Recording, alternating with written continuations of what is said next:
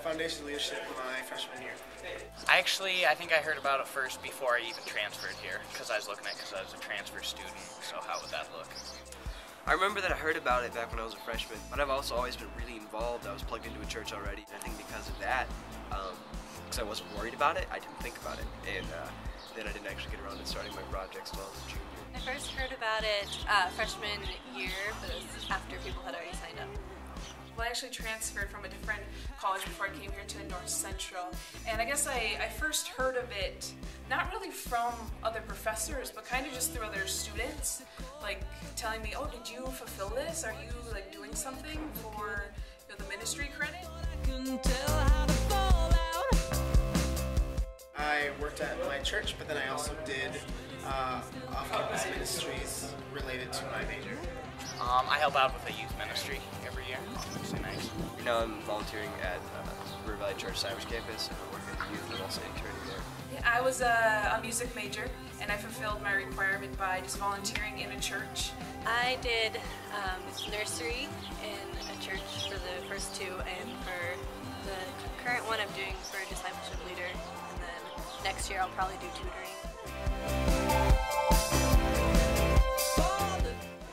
I like them. I think they're well written, easy to understand and follow. I think they're really good. I also think that there's a lot of room to grow and a lot of different things you can do, but at the same time I almost wonder how easy it is for somebody to just kind of make it up. There's no checkup. It's just very much submit that you're doing this, then no one follows up with it, and then at the end of it, submit that you did it, and then you're done. I think some of them are kind of hard to reach if you don't, like for the church one, if you don't have a car, sometimes it's kind of hard to like get there. The guidelines are pretty easy though, I guess, with counting hours and then just a couple like updates is pretty easy to do. I think it's fairly accessible because as a student in North Central, you should be involved in a church, and so your church should be able to help you, at least in this bit, to find a place. I think it's fairly accessible through Moodle, but it's hard just receiving communication. It's easy to forget dates of when I have to get things in. They're pretty accessible. I mean, for me, again, I was already plugged in, but I thought I'd look a little bit before I just said I was going to go to this one place for my project, and I couldn't really find any really strong resources that connected me. They were stuff that could kind of send me the right direction, but nothing that really said, like, here's a list of like churches in the area or nonprofits where you can get really good help. Like I said, with the church one, can be kind of hard if you don't like have a car or if you maybe don't quite have a home church before. I know that was kind of a problem for me, but if you already have a church, it's pretty easy to do. Maybe not as accessible as it should be.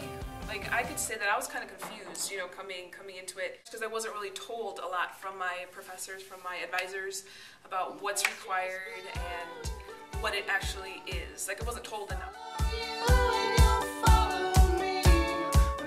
I would say 9 or 10 because every student should be involved in doing it. I would say 10. I think it's a very good thing to get students involved in actual ministry while they're here taking classes.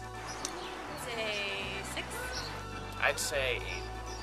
I think it's really important. I think that as Christian leaders, we should be out there and serving and being discipled and discipling people. I think that's the point. I mean, that's what we're supposed to be doing.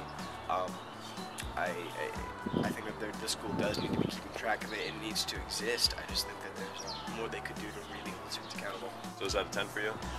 So on a scale of 1 to 10, as important, I give it a 10, yeah.